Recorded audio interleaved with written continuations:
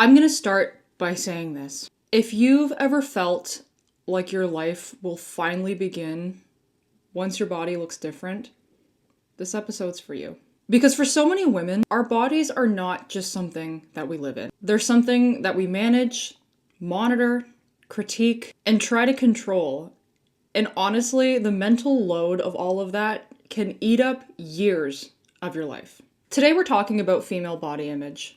Not just on a surface level, love yourself kind of conversation, but we're really unpacking just how deep this goes. We're going to be talking about just how common body dissatisfaction is among females and how early it actually starts. And I'm going to be talking about just how much time is consumed with us worrying about what we look like instead of things like how we feel and what we're actually capable of. More importantly, this episode is not about changing your body. It's about changing the relationship that you have with it. I'm going to be talking about some mindset shifts and some practical tools you can use to reframe the way that you are relating to your body and move towards a relationship of care and respect instead of just control and criticism.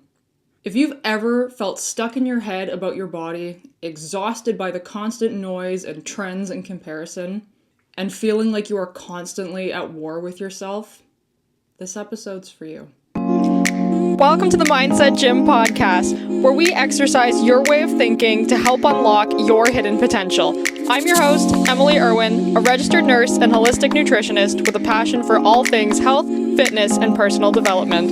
All right, let's get into it.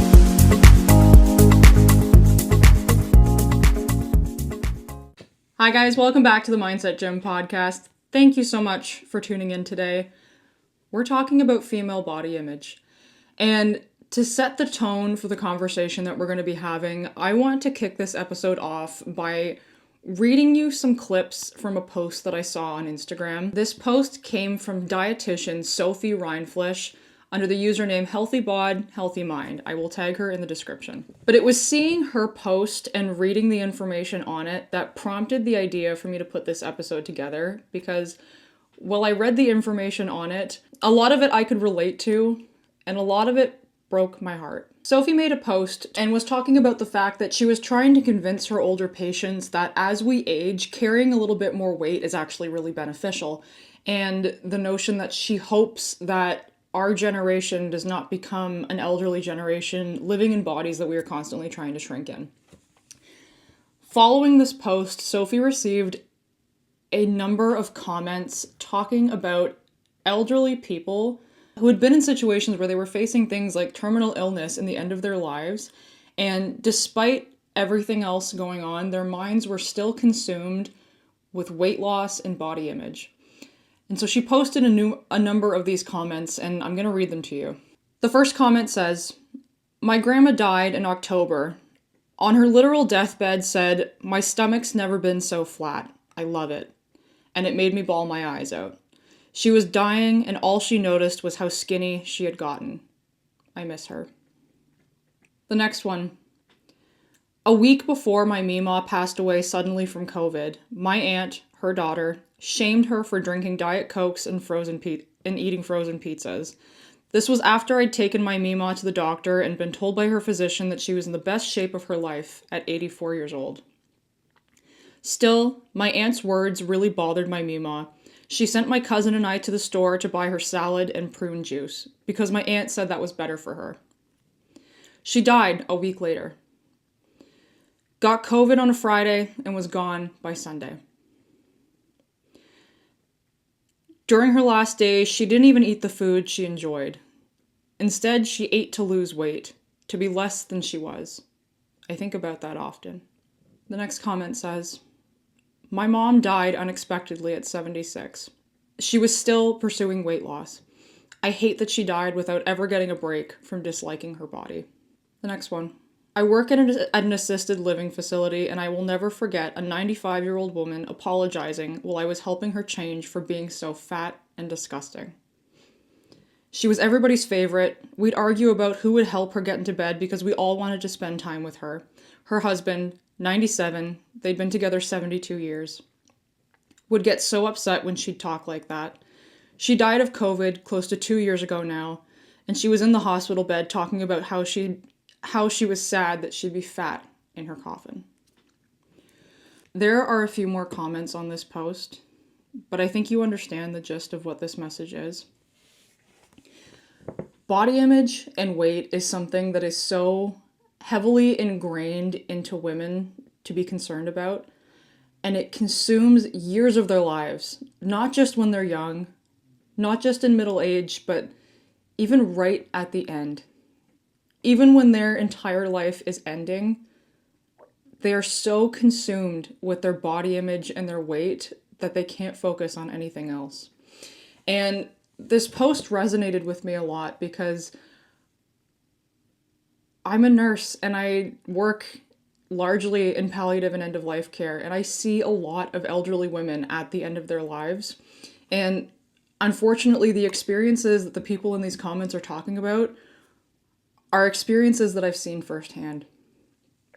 Of women who are sick and are nearing the end of their lives, and despite everything else going on, they are apologizing to me for their thighs, or the size of their butt, or that their stomach is not flat enough. And they're so consumed with their body image and their weight that they've lost sight of what really matters. And it was seeing those posts and having it resonate so much with me that made me realize this was a topic I needed to talk about, because it is so far-reaching and it's so common. And I don't want the next generation of us women to grow up being just like that. I don't want us all to be lying on our deathbeds, worried about how flat our stomachs are, or the size of our thighs, or whether or not there's cellulite on them, or what size of briefs you have to wear at the time.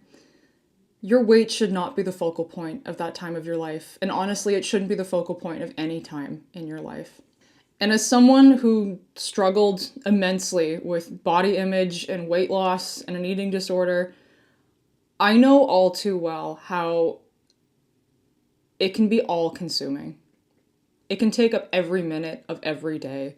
The constant body checking, the constant calorie counting, the constant worry about what you look like and whether you're too big and whether you need to change something about yourself and whether people are going to hate you because of the way that you look. It really is all-consuming, and it's horrible. And it's heartbreaking to think that so many of us are facing that same reality. A study from PubMed shows that 67% of adolescent girls were dissatisfied with their weight, and 54% were dissatisfied with their body shape. And we're not talking about adults, we're talking about adolescent girls. The problem is, the concerns about weight loss and body image start way earlier than we think. Because there's so many narratives ingrained in our day-to-day experience that tell us we should be smaller, that tell us we're too fat, that we're the wrong shape, we're too tall, we're too short, our thighs are too big, we don't fit the mold of what we think we should be. A report from PBS talks about surveys that revealed that 42% of girls in grades 1 to 3 wanted to be thinner, and 81% of 10-year-old girls fear being fat. 10 years old. That should not be your fear at 10 years old, but unfortunately it is, and I think for a lot of you listening, you probably had the same fear at 10 years old, because I know I did. And the fears in childhood and adolescence don't stop. They start at a young age, and they continue to eat their way into our psyche long into our lives, and for some people, for the rest of their lives. Another study from the National Eating Disorders Association showed that 69 to 84% of women report dissatisfaction with their bodies, often wanting to be a lower weight than they are. 69 to 84%. I just want you to let these statistics sink in for a second, because this is not a small fraction of women. This is the majority. This is the experience for the majority of women. There was another study on PubMed that showed that even in older women who were postmenopausal, about 83% reported dissatisfaction with their bodies. often perceiving themselves to be heavier than their ideal. And you see the common theme here. The majority of the dissatisfaction with body image relates to the topic of being too fat. Not being small enough, not being thin enough, and wanting to be a smaller version of what you currently are. In the United States, 5 to 10 million women are estimated to have struggled with an eating disorder, including anorexia, bulimia, and binge eating disorder at some point in their lives. And sources indicate that in Canada, around 3% of women may experience a clinically diagnosable eating disorder, with up to 10% of women aged 13 to 30 exhibiting eating disorder behaviors. So this goes far beyond just taking up mental space and ruining the tone of your day. The constant concerns about our body lead to years of destructive behavior. Behavior that impacts our health, behavior that impacts the way we feel. And as you can see from these studies, behavior that in some instances puts you in the hospital with a clinically diagnosable disorder. The issues with female body image are not a minor issue. They are a huge deal, and they lead to hugely significant problems. I also think that it's impossible to talk about female body image without acknowledging the current cultural climate that we live in. We're seeing a resurgence of ultra-thin, fragile, take up as little space as possible ideals. Things like skinny talk and the romanticizing of weakness and shrinking yourself. And I don't think that's random. Historically speaking, when women were encouraged to be smaller, quieter, weaker, and more self-focused on their appearance, they're easier to control. So I want to kick off this discussion by saying that choosing to nourish your body, to get stronger, to take up space, physically, mentally, and emotionally, it's not just a personal choice. It's a political one. Owning your body, trusting it, treating it as something that deserves fuel and deserves care instead of something that deserves constant punishment, that is an act of resistance in a culture that benefits from women being constantly consumed with self-hatred. So on that note, I'm going to give you some tools to help you get there. Because if you are deep in a body image spiral, it can feel really hard to get out. And I'm not going to lie, it's not an overnight process. This takes time and repeated effort, but it is possible. So I want to get into some mindset shifts and some practical tools that you can put into place in order to shift the way that you are showing up as it relates to your body. And the first one that I want to talk about is reframing your mindset by focusing not on what your body looks like, but by focusing on what it can do. This was something that I actually talked about in the episode I did about overcoming an eating disorder because of how strength training helped me get into this mindset. Because the focus became less about aesthetics and more about how much weight I could lift. It was hugely helpful in shifting my focus away from what I looked like in the mirror and more towards what I was actually capable of doing. And I think this is something that we so often overlook. We get so consumed with what our bodies look like aesthetically that we don't give a lot of focus to what they can actually do. And our bodies can do some pretty incredible things. And when you make that your focus, not only does it bring an air of gratitude just for your day-to-day bodily functions and the things that it helps you do every single day, but it allows you to pursue new things. It allows you to unlock new capabilities for your body that you maybe never would have focused on before. And it allows you to feel a sense of empowerment because you're capable of a lot more than you think. Your body is capable of a lot more than you think it is. And even if you don't lean into something like strength training, this kind of mental shift and inner dialogue can be so helpful just for reframing your day-to-day. So instead of thinking something like, oh, I hate my thighs and I wish they were smaller, think about all of the things that they did for you today.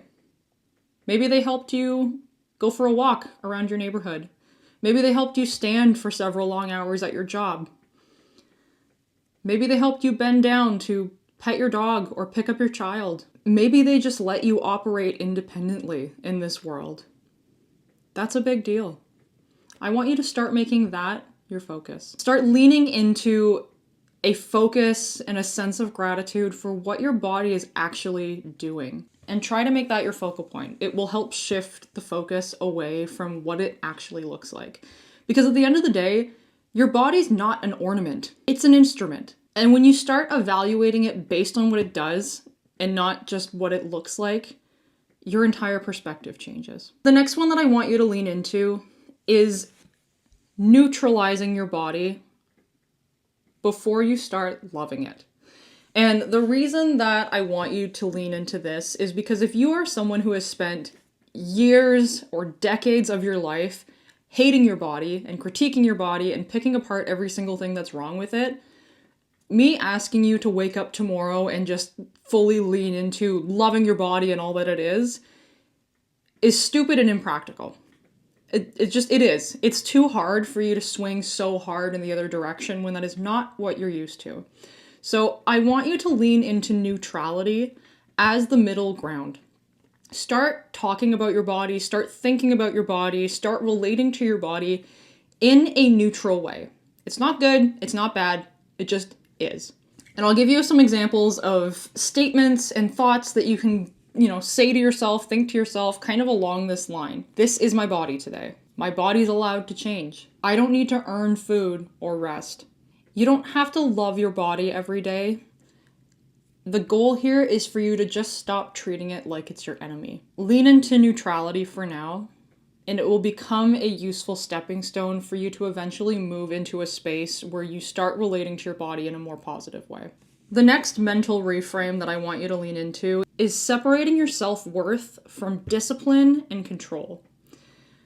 You've probably heard many variations of this, of, I've been so good with my diet, and, oh, I don't want to be bad today and eat that, or, I've been so good, I've gone to the gym every single day, or, I've been so good, I've lost X amount of weight. And we start to equate the extreme food restriction and constant loss of weight with discipline and our self-worth. We see it as a positive thing. We see ourselves as a better person because we are being so restrictive and we're being so good and we're doing all the good things. I want you to reframe that discussion. First of all, food is not good or bad. Food is food. Food is fuel. Food is necessary for you to be alive. And I think that needs to be a good place to start. I need you to stop labeling foods as good or bad. There are not foods that are good or bad. Foods do not have moral value. They're just food. Is it true that there are some foods that have better benefits for your health? Yes. Is it true that there are certain foods that you should maybe eat in moderation? Yes. But that doesn't make them inherently good or bad. I want you to make an effort to stop attaching moral value to the things that you consume every day. And then going back to discipline. Discipline is not punishment. It is not extreme restriction. Discipline is not a thing that you grind your teeth and white knuckle through. Real discipline is caring for something, even when you don't feel like it. So taking time to rest when you need it is discipline. Eating enough food, even when you don't feel like it, is discipline. Strength training, getting good quality sleep, staying hydrated, taking steps to approach your body from a frame of caring about its well-being, even if you don't feel like it, even if it goes against all of the weight loss, body image thoughts that you have been so ingrained with, that is discipline. That is you showing up for yourself in a positive way. And that's what matters. Your self-worth does not come from how many foods you cut out of your diet, or how low your calorie intake was that day, or how many days you've gone without taking a break. That doesn't determine your self-worth. Your self-worth comes from inside you. And real discipline is showing yourself the care that you deserve, even when it feels really hard. The next one I want you to lean into is focusing on how your body feels. Again, this is kind of similar to focusing on what your body can do, is we are simply shifting the focus away from our appearance, away from what our body looks like, and finding other aspects of our body to make the main focus. And so I want you to focus on how your body feels. And I find that this is a helpful habit to implement when you're trying to get away from things like constant body checking. So ways that you can try to implement this into your day-to-day life. If you're someone who is constantly body checking, whether it's constantly looking in the mirror and picking things apart, or doing little things. I remember I used to have certain ways that I would check the size of my thighs and check the size of my waist, and I would do it several times a day.